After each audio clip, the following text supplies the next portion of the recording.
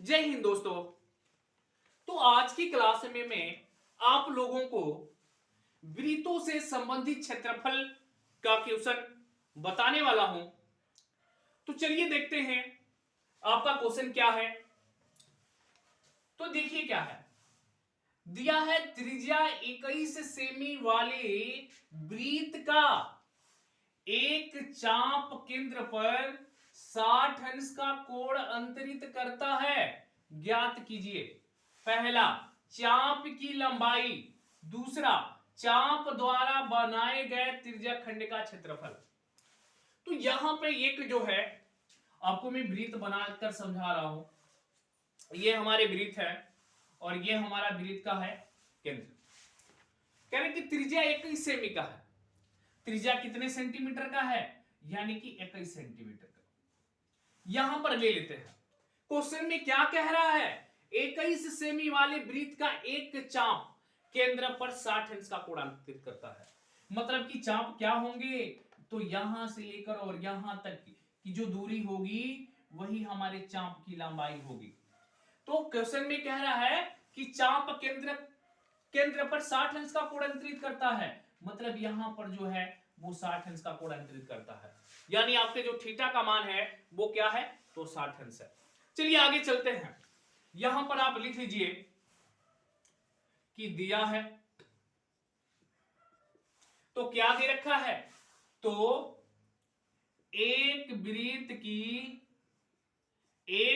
की त्रिज्या यानी r बराबर 21 सेमी।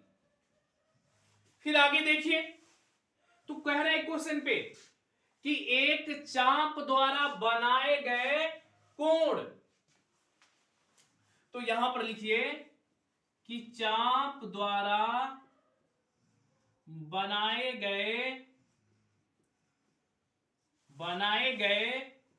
कोण यानी कि थीटा बराबर कितना अंश, 60 अंश।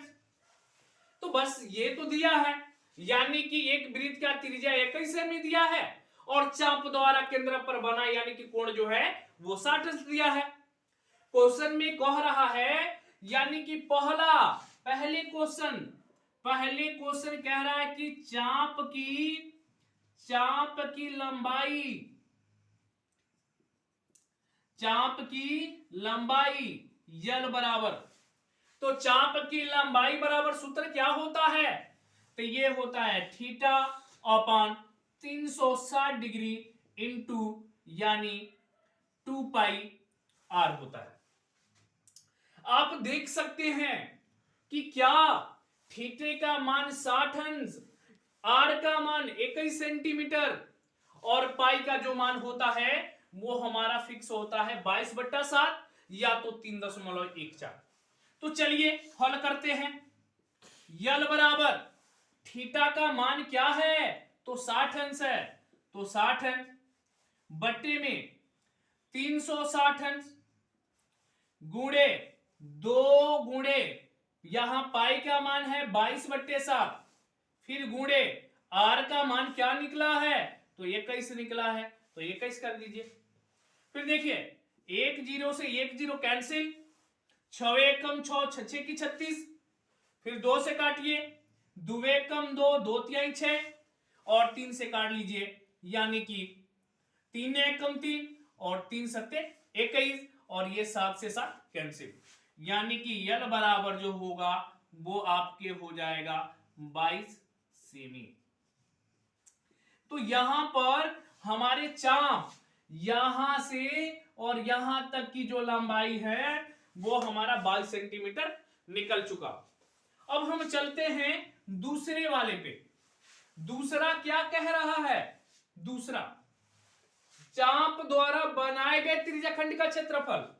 तो चाप द्वारा बनाए गए त्रिज्याखंड का क्षेत्रफल, त्रिज्याखंड का क्षेत्रफल सूत्र क्या होता है, तो त्रिज्याखंड बराबर जो आपके सूत्र होते हैं वो theta upon 360 degree into pi R square.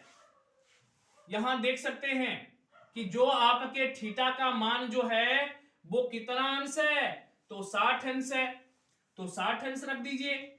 फिर आगे 360 अंश गुणे पाई का मान होता है 22/7 गुणे आर का जो मान है वो 21 दे रखा है, लेकिन यहां आर स्क्वायर दिया है तो आप लिख सकते हैं 21 गुणे 21। देखिए 0 से 0 कैंसिल, 6 एक कम 6, 6 की 36, काटिए आगे। यहां पे इसको काटेंगे 2 एक कम 2, 2 एक कम 2 और 2 तिहाई 6, 3 एक कम 3, 3 सत्ते 21, 7 से 7 कैंसिल, क्या बचेगा, तो आपका बचेगा 11 गुणे 21। करिए क्या, तो 11 से 21 में गुणा कर दीजिए। तो 11 से जब आप 21 में गुणा करेंगे तो आपका आएगा 231, और जो क्षेत्रफल होता है उसको हम किस में लिखते हैं, तो वर्ग में लिखते हैं, लेकिन ये सेंटीमीटर में दिया है तो हम लिख देंगे वर्ग सेमी। तो यही जो होगा वो हमारा आंसर हो जाएगा। आशा करते हैं वीडियो जरूर समझ में आया होगा और हमारे चैनल को सब्सक्राइब करना ना भूलिएगा। धन्यवाद।